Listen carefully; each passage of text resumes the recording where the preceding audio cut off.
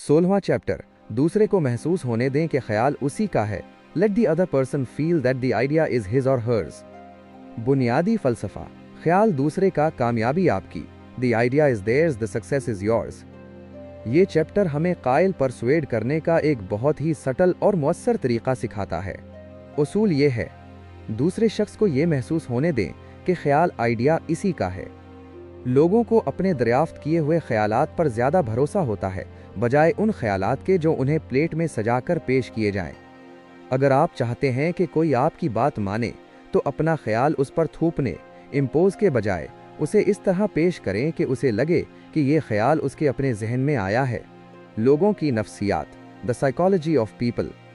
किसी को ये एहसास पसंद नहीं कि उसे कोई चीज़ बेची जा रही है या उसे कुछ करने का हुक्म दिया जा रहा है। हम ये महसूस करना ज़्यादा पसंद करते हैं कि हम अपनी मर्जी से खरीद रहे हैं या अपने ख्याल पर अमल कर रहे हैं।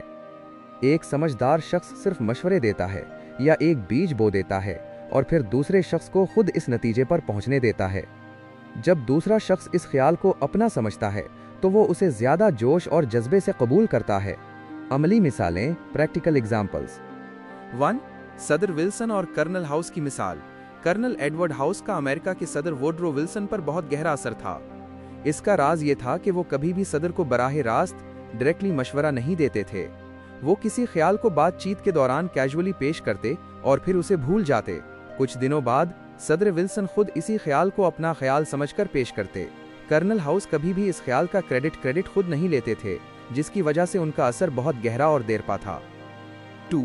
एक्सरे मशीन बेचने वाले की कहानी। एक सेल्समैन एक अस्पताल को एक्सरे की नई मशीन बेचना चाहता था, लेकिन अस्पताल का चीफ डॉक्टर मुजाहमत रेजिस्टिंग कर रहा था।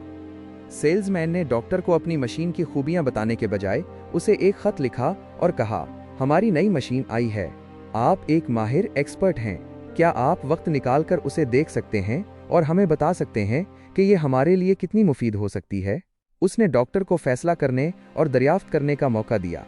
डॉक्टर ने मशीन देखी और उसे ये महसूस हुआ कि ये मशीन खरीदने का फैसला इसका अपना है। उसने फौरन मशीन का ऑर्डर दे दिया। 3. चीनी कहावत। एक पुरानी चीनी कहावत है, दरिया और समंदर इसलिए सैकड़ों नदियों से खराज होमेज वसूल करते हैं क्योंकि वो उनसे नीचे रहते हैं।